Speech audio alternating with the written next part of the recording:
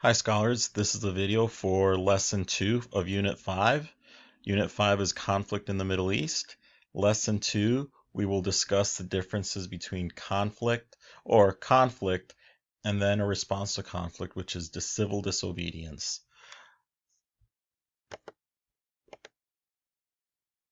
Okay, now these notes, you can use the information from this video or the PowerPoint itself to fill out the notes that you have to turn in. So here are the notes that will help you fill out what you need to turn in. So it starts with conflict. What we're going to talk about starts with the conflict between two different sides, or three different sides, or more than two. So conflict happens because of disagreement between races, ethnicities, political ideologies, nationalism, and religion. So conflict really is just a disagreement between two or more sides. And we could come up with about 20, 40, 50 of these reasons, but we're just going to kind of leave it to these five. Conflict happens due to different races, different backgrounds, different political ideas, people from two different countries, and conflict also happens due to religion. Again, we could come up with about 20, 30, 40, 50 other ones, reasons why conflict happens. Now, when there's conflict, there are two ways to react to it. One way is through civil disobedience. Civil disobedience is not following the laws and rules, really breaking the laws and rules, but doing it in a way that passes no harm on to somebody else. So you're not harming anybody, you're not fighting, you're not using violence, you are just breaking the rules or not following the rules in order to get your point across. For example, let's say that you disagreed with the school dress code, right? And you wanted to get your point across that you disagreed with it. I'm not saying for you to do this. I'm just saying this is an example. And let's say you came to school on tomorrow morning and you decided that you were not going to come in dress code because you disagreed with it. That is civil disobedience. You're breaking the rules. You're trying to get your point across that you disagree with the rules, and you're doing it in a way that it doesn't harm other people. It doesn't cause conflict. You're not fighting back. You're not causing violence, but you are breaking the rules. Another way to respond to conflict is using violence. People who respond with violence are generally heard faster, but the response is often negative and causes even more violence. So we've got two different ways. The first way was civil disobedience. The second way was to use violence. So with violence, you actually are causing harm to the other side. You are either killing the people on the other side, punching them. There is some physical, even like, for example, harming their property, harming the people that they love. And this is probably the response that we're most familiar with. Okay, now civil disobedience lasts longer.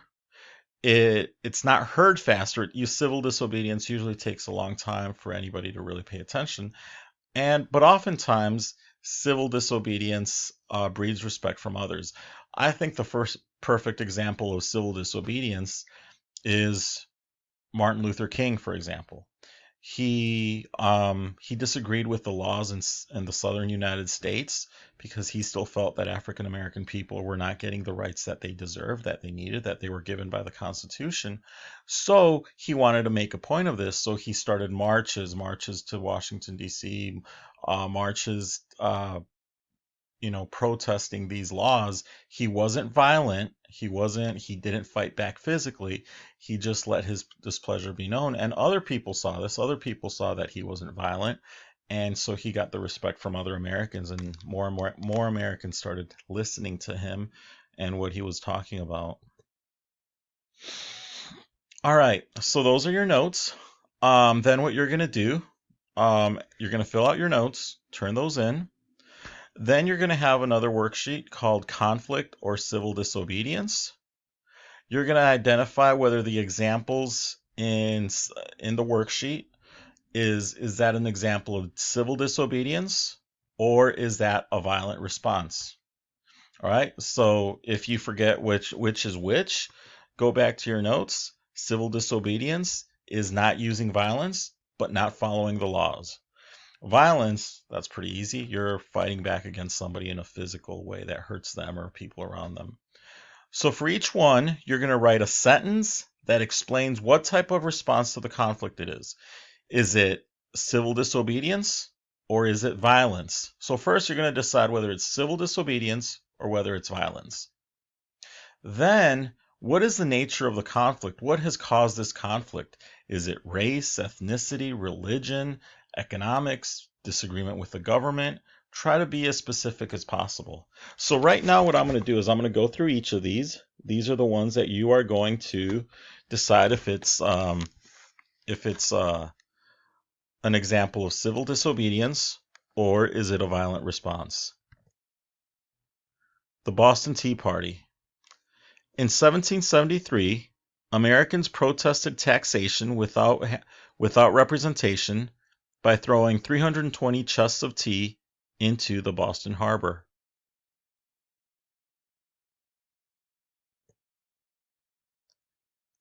The Breaker Boys. In 1903, Mary Mother Jones, the co-founder of the Industrial Works of the World, led a march from Philadelphia to New York to demand an end to child labor. The Vietnam War. In 1964, North Vietnam shot down 2 U.S. ships in their waters because the United States was providing support to non-communist South Vietnam in their struggle against the communist North. The U.S. responded by sending troops, which led to the Vietnam War. Rosa Parks. In 1955, Rosa Parks refused to follow a bus driver's order to give up her seat to a white passenger. This sparked the Montgomery bus boycott, where African Americans refused to use the bus system in the city. A boycott is when people refuse to buy or to give money to a business because they disagree with what the business is doing. The Rwanda genocide. There are 3 different ethnic groups in Rwanda: the Hutus, the Tutsis, and the Twa. In 1994, the Hutu president was assassinated. The Hutus blamed the Tutsis and began to exterminate all of the Tutsis in the country.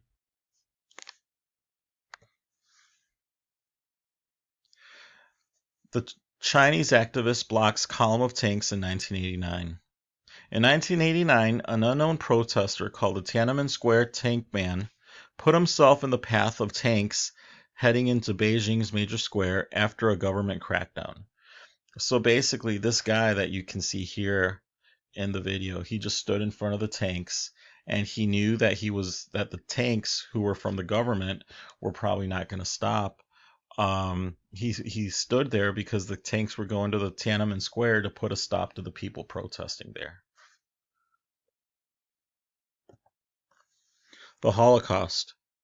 Beginning in 1933, the Nazis began their plan of mass extermination of religious and ethnic groups they considered to be unclean and evil, including Jews, Gypsies, Jehovah's Witnesses, and the disabled.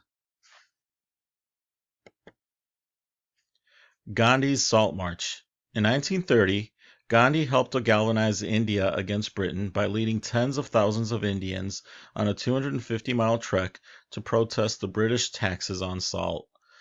So Gandhi was a leader of the people from India, and he was protesting the taxes that the British government had put on salt. One thing you need to know is that at this time, this has to do with colonialism. Great Britain actually controlled the country of India. So Great Britain was really the government that was in charge of the people in India. Okay, finally, the third assignment that you're going to have this week is an essay. So using the notes, using the things that we have just read, and you can look further into the little examples that I've given you. Go on YouTube and you can find more videos about these. Using your notes and your knowledge of social studies, write a minimum 2-paragraph essay, at least 6 sentences per paragraph, that compares and contrasts civil disobedience and violent responses. Make sure you use examples to fully describe both types of responses to the conflict. Then explain which one you think is the most effective and why. In other words, first, you're going to compare and contrast civil disobedience and violent responses. Give examples of civil disobedience. Give examples of violent responses. Make sure you use the examples to fully describe both types of responses to the conflict. So, how did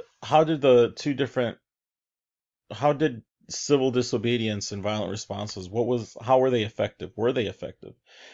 Explain which of the two you think is most effective and why.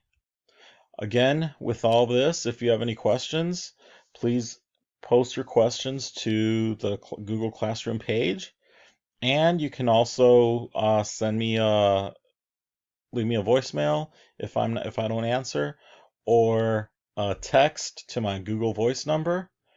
My Google Voice number, I'll post it again on the Google Classroom. So that'll be it for this week. You have 3 things to turn in. Try to turn them in by Friday. Again, if there's any questions, please let me know. I hope you have a great rest of the week. Bye.